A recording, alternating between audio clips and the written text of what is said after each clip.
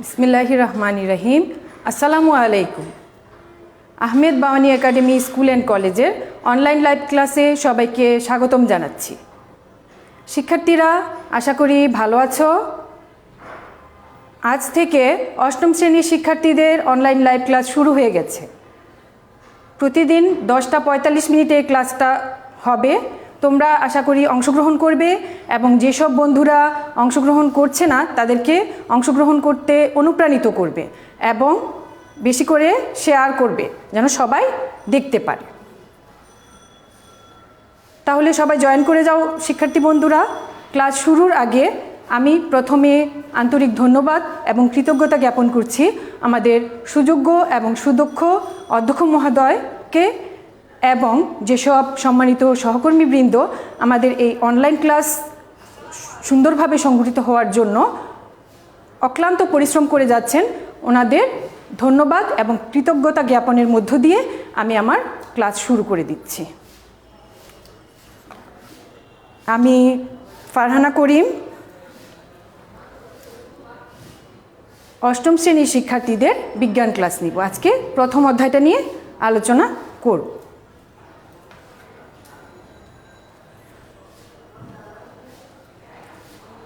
শিক্ষার্থীরা, তোমরা স্ক্রিনে কতগুলো পণ্য বলতে কতগুলো সাবানের চিত্র দেখতে পাচ্ছ, ছবি দেখতে পাচ্ছ। বিভিন্ন ধরনের সাবান, কোনোটা লিকুইড হ্যান্ড ওয়াশ, কোনোটা কাপড় কাচার সাবান, কোনোটা পরিষ্কারক, কোনোটা দিয়ে আমরা গোসল করি, হাত মুখ ধুই। তো প্রত্যেকেই এরা কিন্তু সাবান, কিন্তু বৈশিষ্ট্যের ভিত্তিতে কিছু কিছু মিল তাদের মধ্যে আছে এবং কিছু কিছু অমিল আছে। এই মিল এবং অমিলের ভিত্তিতে তাদেরকে আমরা কতগুলো গ্রুপে বা ভাগে সাজাতে পারি, যেমন টয়লেট সাবান, ডিটারজেন্ট, লন্ড্রি সাবান, তরল সাবান। চলো দেখা যাক। টয়লেট সাবানটা লন্ড্রি সাবান, মানে প্রত্যেকেই সাবান কিন্তু বৈশিষ্ট্য একটু আলাদা। মিলের ভিত্তিতে আমরা একটা গ্রুপে রাখছি। এটিও লন্ড্রি সাবান, এ কারণে এটি থাকবে। এটি হ্যান্ড ওয়াশ বা তরল সাবান, লিকুইড সাবান, ডিটারজেন্ট, টয়লেট সাবান, লন্ড্রি সাবান, ডিটারজেন্ট, তরল সাবান, ডিটারজেন্ট, টয়লেট সাবান। তার মানে আমরা কি দেখতে পাচ্ছি? সবগুলোই সাবান, কিন্তু বৈশিষ্ট্যে কিছু কিছু পার্থক্য থাকার কারণে তাদেরকে ভিন্ন ভিন্ন গ্রুপে আমরা রেখেছি। এবং যাদের মধ্যে মিল আছে তাদেরকে একটা গ্রুপে, এবং যাদের মধ্যে মিল নেই অমিলের ভিত্তিতে আমরা আলাদা আলাদা গ্রুপে রেখেছি। এখন দেখা যাক, বা শ্রেণীবিন্যাস করেছি সাবানগুলোকে, তাদের বৈশিষ্ট্যের ভিত্তিতে আমরা শ্রেণীবিন্যাস করেছি। স্ক্রিনে তোমরা কতগুলো প্রাণীর চিত্র দেখতে পাচ্ছ। সবগুলো প্রাণী কি একই রকম? সবগুলোরই কি মেরুদণ্ড আছে? সবাই কি একই পরিবেশে বাস করে? আসলে উত্তরগুলো কি হবে যে প্রাণীগুলো সবাই একই রকম না। তোমরা নিজেরাই বুঝতে পারছো, এদের সবার মেরুদণ্ড নেই এবং এরা প্রত্যেকে একই পরিবেশে বাস করে না। কেউ পানিতে, কেউ স্থলে, এরকম। আবার সবাই একই রকম খাবারও খায় না। তোমরা কি জানো পৃথিবীতে এরকম কত প্রজাতির প্রাণী আছে?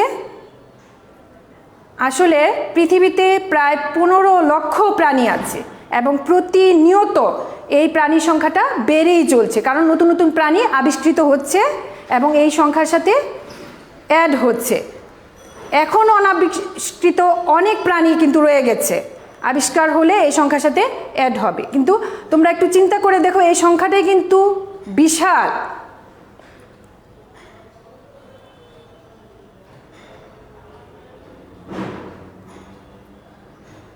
তাহলে তোমরা কি বুঝতে পারছো শিক্ষার্থী বন্ধুরা যে আজকের পাঠ কি হতে পারে? ঠিক আছে, তাহলে আজকের পাঠ হচ্ছে প্রাণী জগতের শ্রেণী বিন্যাস। প্রথমেই আমরা একটু জেনে নিই যে আজকের পাঠ থেকে আমরা কি শিখতে পারবো, আজকের পাঠের শিক্ষণফলটা কি হতে পারে।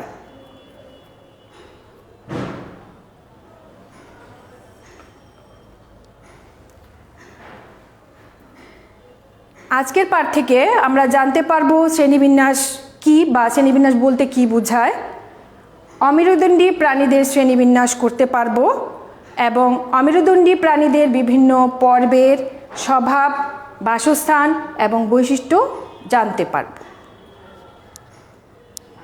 বা ব্যাখ্যা করতে পারব, বলতে পারব।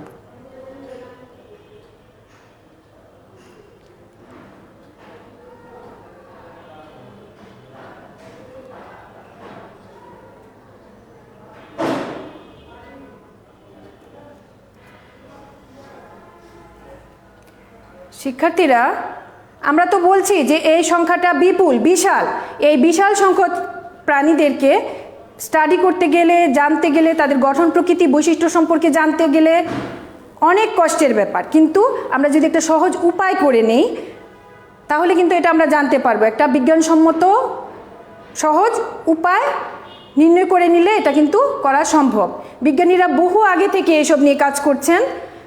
এর মধ্যে ক্যারোলাস লিনিয়াস, এরিস্টটল এবং জন রে উল্লেখযোগ্য অবদান রাখেন।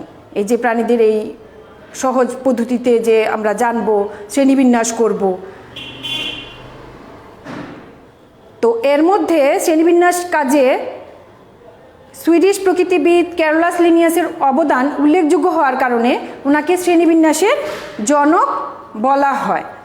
আমরা এই বিপুল সংখ্যক প্রাণীদেরকে তাদের যদি মিল অমিলের ভিত্তিতে আলাদা আলাদা গ্রুপে রাখি তাহলে শুধু ওই গ্রুপটার একটা সাধারণ বৈশিষ্ট্য জানলেই তাদের এই বিশাল সংখ্যক প্রাণী সম্পর্কে আমরা জানতে পারবো। তাহলে আমরা শ্রেণীবিন্যাসের সংজ্ঞাটা বা শ্রেণীবিন্যাস বলতে আমরা কি বলতে পারি? শ্রেণীবিন্যাস বলতে আমরা বুঝি যে এই প্রাণীদেহের মধ্যকার বিভিন্ন বৈশিষ্ট্য মিল অমিল এবং সম্পর্কের ভিত্তিতে তাদেরকে ধাপে ধাপে বিন্যস্ত করার পদ্ধতিকে শ্রেণীবিন্যাস বলে। আমরা তো মিল অমিল কথাটা ইতিমধ্যে বুঝে গেছি, আমরা বুঝি। এখন ধাপে ধাপে বলতে আমরা কি বুঝি এই বিষয়টা আমরা একটু জানি। এই শ্রেণীবিন্যাস করতে গিয়ে কতগুলো ধাপ অনুসরণ করেন বিজ্ঞানীরা। ধাপগুলো কি? ধাপ হচ্ছে 7টি ধাপ। ধাপগুলো সম্পর্কে একটু আমরা জানবো, কারণ প্রত্যেকটা প্রাণীকে একটু তাদের বৈশিষ্ট্যের ভিত্তিতে ধাপে ধাপে সাজাতে হয়, ধাপগুলোকে আবার একটা নিয়ম অনুযায়ী বিন্যস্ত করতে হয়। এই ধাপে ধাপেটা একটু আমরা এখন একটু বুঝে নিব, কিন্তু এই বিষয়ে আমরা আরও উপরের ক্লাসে গিয়ে বিস্তারিত জানবো। আমাদের ক্লাসে এর বেশি আমাদের লাগবে না, শুধু ধাপে ধাপেটা আগে একটু আমরা বুঝি।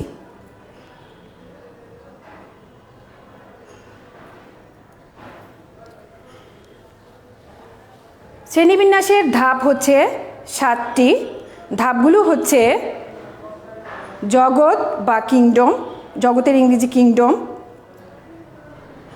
পর্ব ফাইলাম, শ্রেণী ক্লাস, বর্গ অর্ডার, গোত্র ফ্যামিলি, গণ জেনাস এবং প্রজাতি স্পিসিস। এখন যখন একটা প্রাণীকে আমরা শ্রেণীবিন্যস্ত করব এই ধাপগুলোকে অনুসরণ করে করব। বিভিন্ন প্রাণী আছে, মনে করো আমরা মানুষের শ্রেণীবিন্যাসটাই করতে পারি। কিভাবে একটু আমরা বুঝি, কিভাবে ধাপে ধাপে করব। সমস্ত প্রাণীকুল, সমস্ত প্রাণী অ্যানিমেলিয়া জগতের অন্তর্ভুক্ত। তাহলে মানুষটা প্রাণী, তাহলে মানুষের জগৎ কি হবে? অ্যানিমেলিয়া। এবং এই প্রাণী জগৎকে আবার 9টি পর্বে ভাগ করা হয়েছে। মেরুদণ্ডী এবং অমেরুদণ্ডীর এই বৈশিষ্ট্যটার উপর ভিত্তি করে প্রথমে 9টি পর্বে ভাগ করা হয়েছে। মানুষ হচ্ছে মেরুদণ্ডী পর্ব, করডাটা পর্বের অন্তর্ভুক্ত। এই কারণে মানুষের পর্ব হবে করডাটা।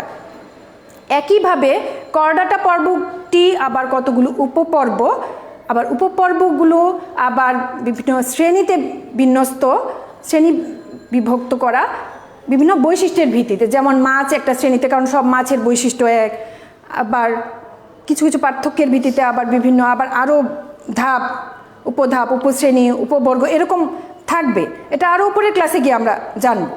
তাইলে সব পাখিকে একটা জায়গায় রাখা হয়েছে, উভচর প্রাণীদের একটা ভাগে রাখা হয়েছে, সেই হিসাবে মানুষ স্তন্যপায়ী শ্রেণীতে পড়তেছে। তাহলে মানুষের শ্রেণী হবে স্তন্যপায়ী বা ম্যামালিয়া।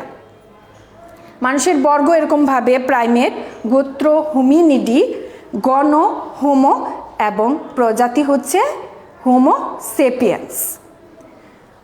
আর এই প্রজাতি হচ্ছে এই যে শ্রেণীবিন্যাসের ধাপগুলো সর্বশেষ ধাপ বা শ্রেণীবিন্যাসের একক বলা হয় একে। প্রজাতির এই যে বৈশিষ্ট্য, এই প্রজাতির বৈশিষ্ট্যটা প্রথম চিহ্নিত করেন ক্যারোলাস লিনিয়াস, সুইডিশ প্রকৃতিবিদ। উনি এই প্রজাতির বৈশিষ্ট্য চিহ্নিত করার পাশাপাশি এই বৈশিষ্ট্যটা যে এদের নাম দ্বিপদ বিশিষ্ট হবে, এদের বৈজ্ঞানিক নামটা দ্বিপদ বিশিষ্ট হবে, সেটা তিনি বলেন।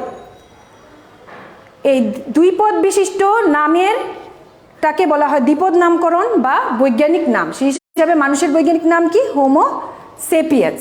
এ কারণে সুইডিশ প্রকৃতিবিদ ক্যারোলাস লিনিয়াসকে কিন্তু দ্বিপদ নামকরণেরও প্রবর্তক বা জনক বলা হয়। তাহলে আমরা কি জানলাম? ক্যারোলাস লিনিয়াস শ্রেণীবিন্যাসেরও জনক, দ্বিপদ নামকরণেরও জনক। তাহলে এই দ্বিপদ নামকরণ বা দুই পদ দিয়ে যে নামটা, এটা লিখার বা পড়ার কিছু নিয়ম আছে। এই নিয়মগুলো অনুসরণ করতে হবে এবং শুদ্ধভাবে আমাদের শিখতে হবে, জানতে হবে। তাইলে এই আমরা বলছিলাম যে বৈজ্ঞানিক নামটা হোমো সেপিয়েন্স, প্রথম অংশটা হোমো হচ্ছে গণনাম এবং দ্বিতীয় অংশটা সেপিয়েন্স হচ্ছে প্রজাতিক নাম। লেখার সময় গণনামের প্রথম অক্ষরটা এইচটা অবশ্যই বড় হাতের হতে হবে এবং বাকি অক্ষরগুলো ছোট হাতের লিখতে হবে। এবং সেপিয়েন্স প্রজাতিক নামের প্রতিটা অক্ষরই ছোট হাতে লিখতে হবে। এবং লেখার সময় গণ এবং প্রজাতিক নাম দুটির নিচেই আলাদা আলাদা দাগ দিতে হবে। ঠিক আছে? তোমরা যেহেতু খাতায় লিখবে তাহলে অবশ্যই আলাদা আলাদা দাগ দিতে হবে। ছাপানোর বেলা আবার একটু নিয়ম আছে, এটা ইটালিক ফর্মে লিখতে হয়। তোমরা তো আর ছাপাবে না, তোমরা লিখবে খাতায়, এ কারণে অবশ্যই আলাদা আলাদা দাগটা দিতে হবে। আর একটা কথা এখানে বলে রাখি, এই বৈজ্ঞানিক নাম বা দ্বিপদ নামগুলো অবশ্যই ল্যাটিন বা ইংরেজি নামটা হবে। ঠিক আছে?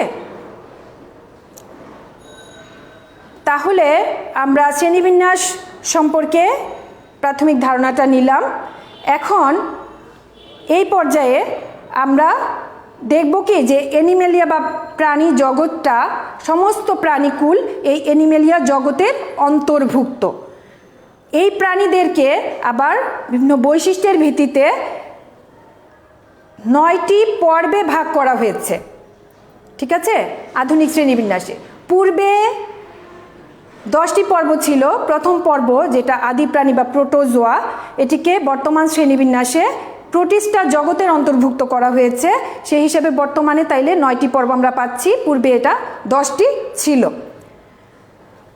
আচ্ছা, 9টি পর্বের মধ্যে প্রথম 8টি পর্ব হচ্ছে অমেরুদণ্ডী প্রাণীদের পর্ব এবং পরবর্তী নবম পর্বটি বা সর্বশেষটি হচ্ছে মেরুদণ্ডী প্রাণীদের পর্ব।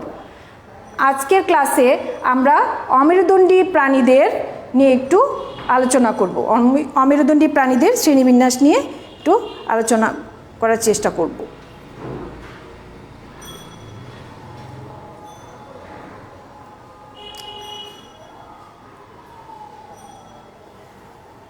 অমেরুদণ্ডী প্রাণীদের পর্বে আমরা আগেই বলেছি যে 8টি পর্ব। পর্বগুলোর নাম হচ্ছে Porifera, Cnidaria, Platyhelminthes, Nematoda, Annelida, Arthropoda, Mollusca এবং একাইনোডার্মাটা।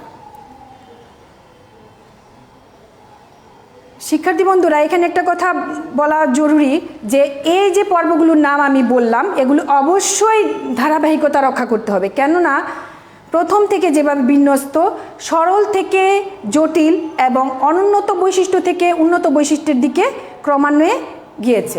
প্রথম পর্বটি পরিফেরা থেকে পরের পর্বটি আরেকটু উন্নত এবং বৈশিষ্ট্যের দিক দিয়ে জটিল।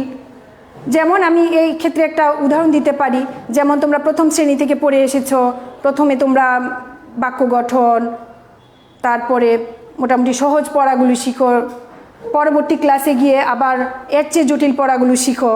প্রথম শ্রেণীতে পড়ার পর কেউ পঞ্চম শ্রেণীতে পড়ে না, অবশ্যই দ্বিতীয় শ্রেণীতে পড়ে, পঞ্চম শ্রেণীতে পড়ার পরে গিয়ে তৃতীয় শ্রেণীতে পড়ে না, এভাবে ধারাবাহিকভাবে পড়ে। এই কারণে এই পর্বগুলোকে ধারাবাহিকতা রক্ষা করা দরকার, যেহেতু সহজ থেকে কঠিন বৈশিষ্ট্য, সরল থেকে জটিল বৈশিষ্ট্য এবং অনুন্নত থেকে উন্নত বৈশিষ্ট্যের দিকে আস্তে আস্তে ধাবিত হয়েছে।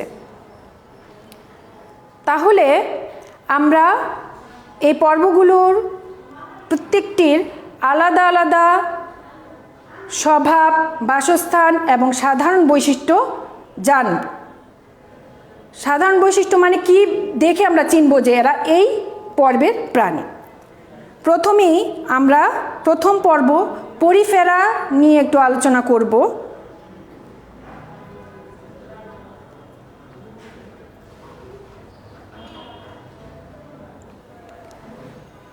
পরিফেরা পর্বটি নিয়ে আলোচনা করার পূর্বে আমরা একটু বলে নিই যে পরিফেরা শব্দটির উৎপত্তি কিভাবে। পোর্স, পোর্স মানে হচ্ছে ছিদ্র, এবং ফেরাস মানে বহন করে বা ধারণ করে, যাদের দেহে বা দেহের ত্বকে ছিদ্রযুক্ত, তারা হচ্ছে পরিফেরা। আর একটা কথা বলে রাখি যে যেসব এই পর্বগুলি পড়তে গিয়ে আমরা আশেপাশে যেসব পর্ব প্রাণীদের চিনি, সব তো আমরা চিনি না, সব তো আমরা দেখিনি, কিন্তু পড়ার সময় আমরা একটু খেয়াল রাখবো বাস্তবে যেগুলো আমরা দেখতে পাই, যেমন তেলাপোকা দেখতে পাই, এরকমভাবে আমরা সমুদ্র সৈকতে গেলে বিভিন্ন প্রাণী দেখতে পাই। আগে তো আমরা দেখতাম, জানতাম না, কিন্তু এখন শেখার পরে আমরা জানতে পারবো, বুঝতে পারবো যে এরা আমার পড়ার মধ্যে আছে, এবং একটু পর্যবেক্ষণ করার চেষ্টা করবো, একটু বোঝার চেষ্টা করব। চোখে যখন দেখবা তখন এটা আরও মনে থাকবে বেশি। সাথে সাথে চিত্রগুলো আমাদের একটু দেখতে হবে, মনোযোগ দিয়ে দেখতে হবে, তাহলে এগুলো মনে থাকবে ভালো। এই পরিফেরা পর্বের প্রাণীরা স্পঞ্জ নামে পরিচিত। এরা অধিকাংশই সামুদ্রিক, ঠিক আছে, অল্প কিছু প্রজাতি হচ্ছে আমাদের স্বাদু পানিতে থাকে। আর এদের বৈশিষ্ট্য যদি আমরা বলতে যাই যে এরা হচ্ছে সরলতম বহুকোষী প্রাণী, এবং প্রথমেই নামটা দিয়ে আমরা বলছিলাম যে পোর্স মানে ছিদ্র, এদের দেহে অসংখ্য ছিদ্র থাকে, ছিদ্রগুলোকে বলা হয় অস্টিয়া। এই ছিদ্রের মাধ্যমে পানির সাথে অক্সিজেন এবং খাদ্যবস্তু এদের দেহে প্রবেশ করে, এবং এদের দেহে কোনো পৃথক সুগঠিত কলা, অঙ্গ এবং তন্ত্র থাকে না। এই পর্বের প্রাণীদের উদাহরণে আমরা বলতে পারি স্পঞ্জিলা এবং স্কাইফা। চিত্রটা একটু মনোযোগ দিয়ে লক্ষ্য করো স্ক্রিনে। এখন আমরা পরবর্তী পর্ব নিয়ে আলোচনা করব, নিডারিয়া।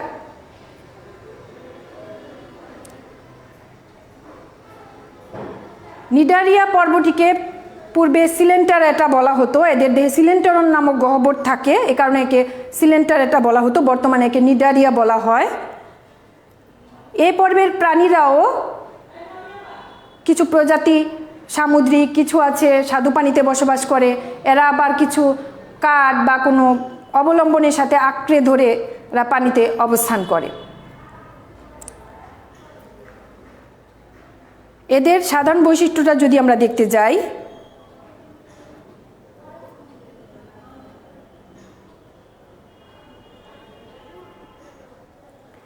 এদের দেহটা কি দুটি ভ্রূণীয় কোষস্তর দিয়ে গঠিত, বাইরেরটি একটোডার্ম, ভেতরেরটি এন্ডোডার্ম। ভ্রূণীয় কোষস্তর বলতে কি বুঝি? ভ্রূণ অবস্থায় কতগুলো কোষস্তর থাকে, এই কোষস্তর থেকে পরবর্তীতে অঙ্গ তৈরি হয়। কোষস্তরগুলো, ভ্রূণীয় কোষস্তর হচ্ছে তিনটি, একটোডার্ম, এন্ডোডার্ম এবং মেসোডার্ম। কিন্তু এই নিডারিয়া পর্বের প্রাণীদের ক্ষেত্রে কোষস্তর থাকে, ভ্রূণীয় কোষস্তর থাকে দুইটি, একটোডার্ম এবং এন্ডোডার্ম। আগেই বলেছি যে এদের সিলেন্টারন নামক গহ্বর থাকে, দেহ গহ্বর মানে দেহের মাঝখানে একটা ফাঁকা জায়গা। এরা পরিপাক এবং সংবহনে কাজ করে।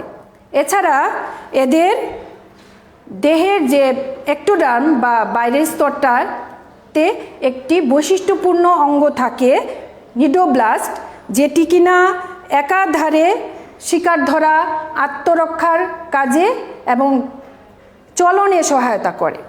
ঠিক আছে,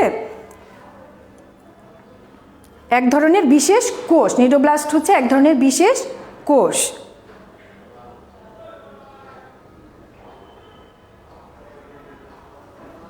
এই পর্বের প্রাণীদের উদাহরণ হচ্ছে হাইড্রা।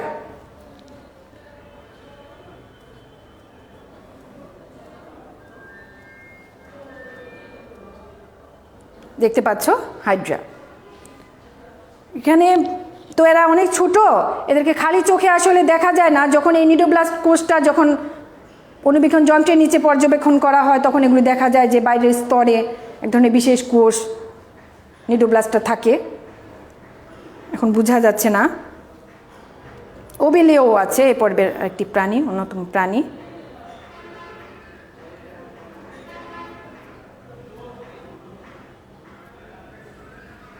পরবর্তী পর্ব হচ্ছে প্লাটিহেলমিনথেস। আমরা যদি নামটা নিয়ে একটু বোঝার চেষ্টা করি পর্বের, প্লাটি মানে চ্যাপ্টা, হেলমিনস মানে হচ্ছে কৃমি, তার মানে চ্যাপ্টা কৃমি। এই পর্বের প্রাণীরা হচ্ছে চ্যাপ্টা কৃমি জাতীয়। এদের স্বভাব বাসস্থান যদি দেখি, এরা বহিঃপরজীবী এবং অন্তঃপরজীবী হিসাবে এদেরকে দেখতে পাওয়া যায় এবং এরা স্বেচ্ছেতে জায়গায় অবস্থান করে। পরজীবী বা বহিঃপরজীবী অন্তঃপরজীবী বলতে কি বোঝায়? পরজীবী হচ্ছে সেই প্রাণী যারা অন্য প্রাণীর দেহে অবস্থান করে এবং তার থেকে পুষ্টি গ্রহণ করে এবং পরিণামে তার ক্ষতি সাধন করে। যারা দেহের বাইরে অবস্থান করে যেসব পরজীবী তারা বহিঃপরজীবী। বহিঃপরজীবীর একটি উদাহরণ হচ্ছে উকুন। তোমরা চোখের সামনে একদম স্পষ্ট দেখতে পাও যে উকুনটা সবাই চিনো মোটামুটি, যে এরা বহিঃপরজীবী। এবং অন্তঃপরজীবীটা হচ্ছে দেহের ভিতরে থাকে, যেমন কৃমি। তাহলে এই পর্বের প্রাণীরা বেশিরভাগই পরজীবী, বহিঃপরজীবী এবং অন্তঃপরজীবী হিসেবে থাকে। এদের বৈশিষ্ট্যটা কি? তার মানে প্রথমেই নাম থেকে একটা বৈশিষ্ট্য পেয়ে গেলাম, চ্যাপ্টা এবং উভলিঙ্গিক। উভলিঙ্গিক বলতে কি বোঝায়? যে একই প্রাণীতে স্ত্রী এবং পুরুষ জনন অঙ্গটা থাকে, জনন ছিদ্রটা থাকে। এবং এরা পরজীবী, বহিঃপরজীবী এবং অন্তঃপরজীবী। এদের দেহের বাইরে একটা কিউটিকল নামক আবরণ থাকে, এদের দেহে চোষক ও আংটা থাকে। ঠিক আছে, আর এদের শিখাকোষ নামে এক ধরনের রেচন অঙ্গ থাকে। রেচন বলতে কি বোঝায়? যে দেহ থেকে অপ্রয়োজনীয় অবাঞ্ছিত পদার্থটা যে প্রক্রিয়া বের করে দেওয়া হয়, এদের এই পর্বের প্রাণীদের রেচন অঙ্গটা হচ্ছে শিখাকোষ।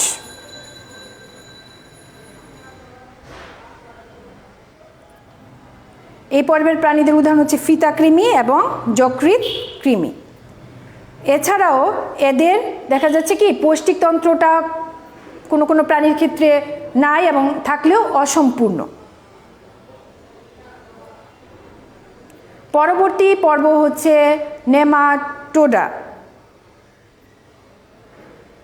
পূর্বে এই পর্বকে নেমাথেলমিনথেস বলা হতো। নেমাটোস শব্দটি এসেছে, নেমাটোস মানে হচ্ছে সুতা, নেমাটোস থেকে নেমাটোডা শব্দটি এসেছে। এ পর্বের প্রাণীরা অন্তঃপরজীবী এবং এটা বিভিন্ন প্রাণীর অন্ত্র এবং রক্তে অবস্থান করে বিভিন্ন ক্ষতি সাধন করে, রোগ সৃষ্টি করে। এ পর্বের প্রাণীর বৈশিষ্ট্যটা যদি আমরা দেখতে যাই, আমরা আগেই বলছিলাম যে আস্তে আস্তে বৈশিষ্ট্যগুলো একটু জটিল হবে যতই পর্বের আমরা নিচের দিকে যাব, পরের পর্বের দিকে যাব। এদের দেহটা নলাকার এবং দেহ পুরু ত্বক দ্বারা আবৃত এবং এরা একলিঙ্গী। এদের পৌষ্টিকনালী সম্পূর্ণ এবং মুখ ও পায়ুছিদ্র বর্তমান। শ্বসনতন্ত্র ও সংবহনতন্ত্র এদের অনুপস্থিত। একলিঙ্গিক বলতে আমরা বুঝাচ্ছি যে পুরুষ প্রাণী এবং স্ত্রী প্রাণী এদের আলাদা, দেহগহ্বর অনাবৃত এবং প্রকৃত সিলোম অনুপস্থিত। সিলোম বলতে আমরা কি বুঝছি এখানে? যে এদের দেহ প্রাচীর এবং পৌষ্টিক নালীর বা পৌষ্টিক এর মধ্যবর্তী যে ফাঁকা জায়গাটা ওটা হচ্ছে সিলোম। স্ক্রিনে দেখতে পাচ্ছ গোলকৃমি এই পর্বের প্রাণীর উদাহরণ।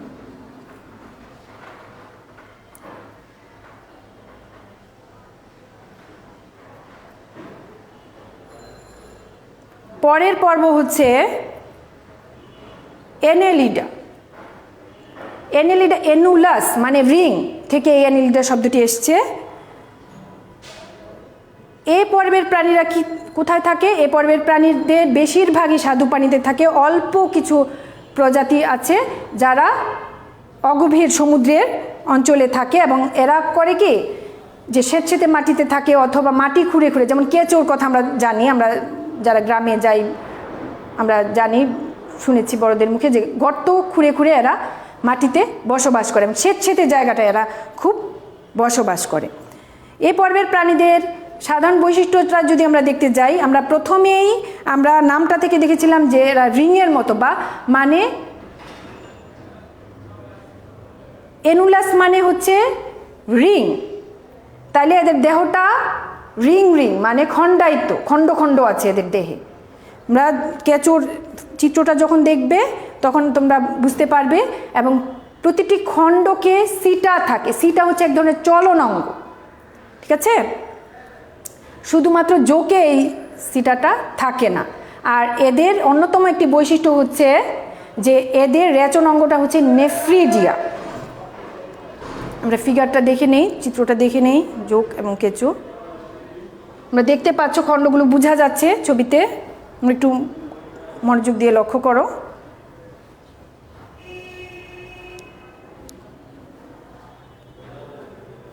তাহলে আমরা পরবর্তী পর্বে চলে যাই। পরবর্তী পর্ব হচ্ছে আর্থ্রোপোডা।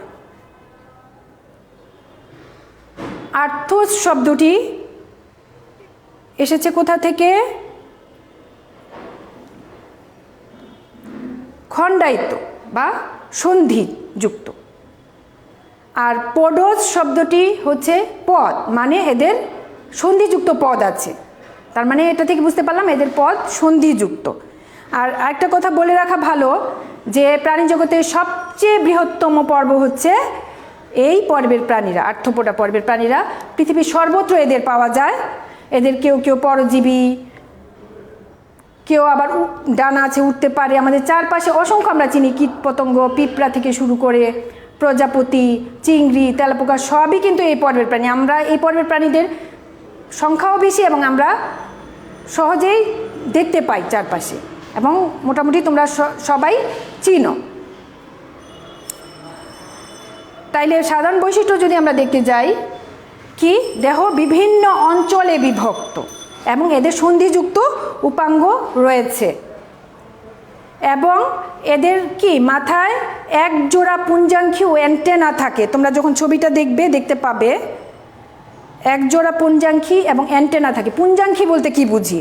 পুঞ্জ অক্ষী, অক্ষী মানে চোখ, একসাথে অনেকগুলো চোখ থাকে এবং এই পুঞ্জাঙ্খী থাকে এক জোড়া এবং মাথার সম্মুখ অংশে দেখো অ্যান্টেনা থাকে।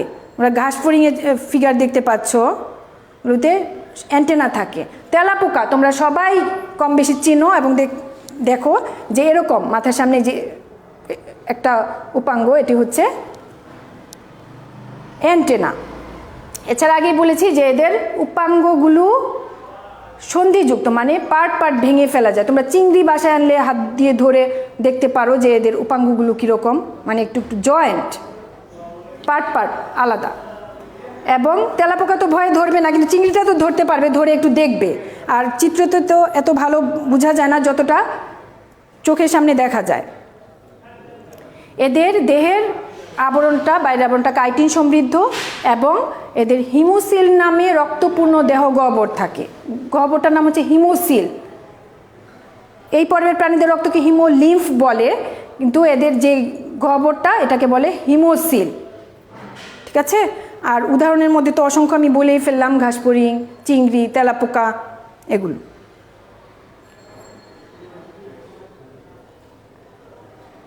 এখন চলে যাই পরবর্তী পর্ব মলাস্কা। পরবর্তী পর্ব হচ্ছে মলাস্কা। মলাস্কা শব্দটি এসেছে মলাস্কাস থেকে, যে নরম দেহ শক্ত খোলক দ্বারা আবৃত। এই পর্বের প্রাণীরা দেখা যায় কি যে সকল পরিবেশেই বাস করতে পারে, তবে সামুদ্রিক এবং বিভিন্ন সাগরের বিভিন্ন স্থানে থাকে। পাহাড়ি অঞ্চল এবং বনাঞ্চলেও এদের দেখতে পাওয়া যায়। তোমরা শামুক যারা গ্রামের বাড়িতে যাও, গ্রামের বাসায় যাও, তোমরা কেউ কেউ দেখে থাকবে, এগুলো গ্রামাঞ্চলে দেখা যায়। এদের বৈশিষ্ট্য যদি আমরা দেখতে চাই, এদের দেহ নরম, নরম দেহটা শক্ত খোলস দ্বারা আবৃত, ঠিক আছে? এই খোলসটাকে বলে ম্যান্টাল। এবং এদের পেশিবহুল পা আছে এবং এরা ফুসফুস বা ফুলকার সাহায্যে শ্বাসকার্য চালায়। তোমরা আগের ক্লাসে এই যে শ্বসন নিয়ে দেখেছো যে ফুলকা ফুসফুস এগুলো শ্বসন অঙ্গ, এগুলো দিয়ে আমরা শ্বাসকার্য চালাই। নিম্ন শ্রেণীর প্রাণীরা বা যারা পানিতে বাস করে তারা ফুলকার সাহায্যে শ্বাস চালায়, কারণ তাদেরকে তো পানি থেকে দ্রবীভূত অক্সিজেন সরবরাহে গ্রহণে সহায়তা করে হচ্ছে ফুলকা। কিন্তু আমরা কিন্তু পানির নিচে অক্সিজেনটা গ্রহণ করতে পারবো না। আমাদের অক্সিজেনের জন্য প্রচুর অক্সিজেন দরকার আমাদের শ্বসনের জন্য, এবং আমরা পরিবেশ থেকে সেটা নিতে পারি, আর সেই কাজটা করে ফুসফুস। এ পর্বের প্রাণীদের উদাহরণ হচ্ছে শামুক, ঝিনুক।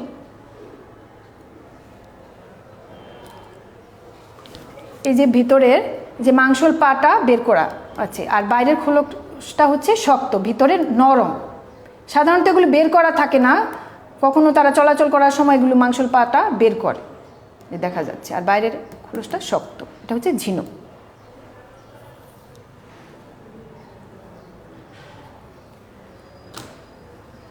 অমেরুদণ্ডী প্রাণীদের সর্বশেষ পর্ব একাইনোডার্মাটা নিয়ে এখন আমরা আলোচনা করব। একাইনোডার্মাটা শব্দটি এসছে একাইনাস মানে কাটা, ডার্মা মানে ত্বক, মানে দেহত্বক কাটাযুক্ত, ঠিক আছে? আর এদের যদি আমরা জানতে চাই যে এরা কোথায় বাস করে, এদের সবাই সামুদ্রিক, অন্য কোনো অঞ্চলে এদেরকে দেখা যায় না। তাহলে প্রথম নামের অর্থটা দিয়ে কিন্তু আমরা একটা বৈশিষ্ট্য পেয়ে গেলাম, কি? দেহ ত্বক কাটা যুক্ত, এবং এদের দেহটা 5টি অংশে বিভক্ত। আমরা এর উদাহরণ আমরা খুব সুন্দর দেখতে পাই তারা মাছের মধ্যে। দেখো 5টি অংশে বিভক্ত।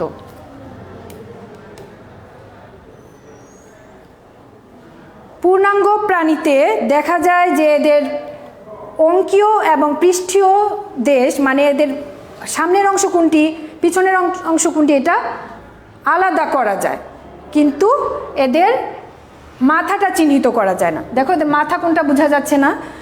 অঙ্কীয় পৃষ্ঠীয় বলতে আমরা কি বুঝি? পৃষ্ঠীয় মানে পিছনের দিক, আর অঙ্কীয় মানে সামনের অংশ, দেহের সামনের অংশ, ঠিক আছে? তার মানে এই পর্বের প্রাণীদের উদাহরণে আমরা দেখি তারা মাছ এবং সমুদ্র শসা।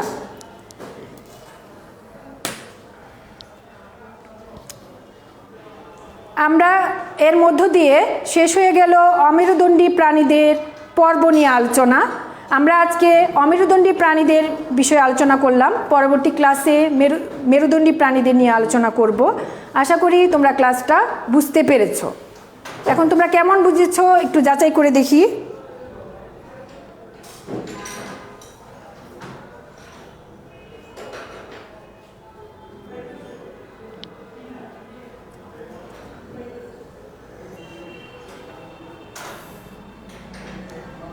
শিক্ষার্থীরা, তোমরা স্ক্রিনে একটি প্রশ্ন দেখতে পাচ্ছ যে নিচের কোন প্রাণীটি আর্থ্রোপোডা পর্বের। এখানে 4টি অপশন দেওয়া: ফিতাকৃমি, প্রজাপতি, শামুক এবং হাইড্রা। তোমরা কি বুঝতে পারছো?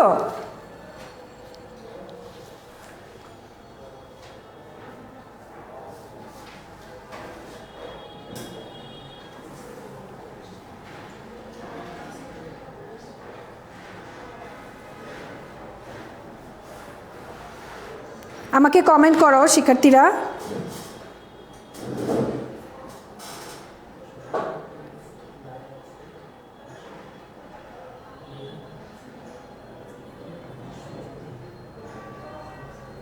ঠিক আছে, ঠিক বলেছ যে আর্থ্রোপোডা পর্বের প্রাণী হচ্ছে প্রজাপতি।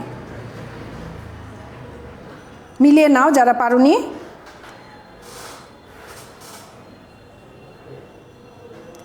কোন পর্বের প্রাণীদের নেফ্রিডিয়া নামক রেচন অঙ্গ থাকে? এখানে 4টি অপশন দেওয়া আছে, পরিফেরা, মলাস্কা, নেমাটোডা, এনিলিডা। তোমরা একটু ভাবো।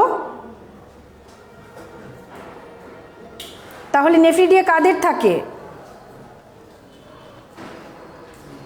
ঠিক আছে, এনিলিডা পর্বের প্রাণীদের নেফ্রিডিয়া থাকে। তোমরা যারা পেরেছো তো পেরেছো, যারা পারোনি একটু মিলিয়ে নাও।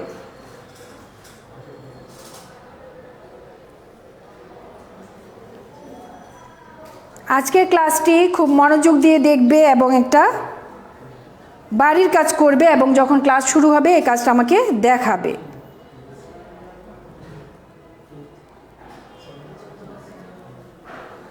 শামুক, চিংড়ি, তারা মাছ, হাইড্রা, ফিতাকৃমি কোন পর্বভুক্ত প্রাণী এবং এদের শনাক্তকারী বৈশিষ্ট্য লিপিবদ্ধ করো। শিক্ষার্থীরা, আশা করি তোমরা ক্লাসটা সুন্দরভাবে বুঝতে পেরেছো। ভিডিওটা বারবার দেখবে এবং বাসায় স্টাডি করবে, তাহলে তোমাদের অনেক সহজ হয়ে যাবে। এবং প্রতিদিন ক্লাসে সময়ে জয়েন করবে এবং বন্ধুদেরকেও জয়েন করতে উৎসাহিত করবে। আজ এ পর্যন্তই রইল। তোমরা ভালো থেকো, সুস্থ থেকো। ধন্যবাদ।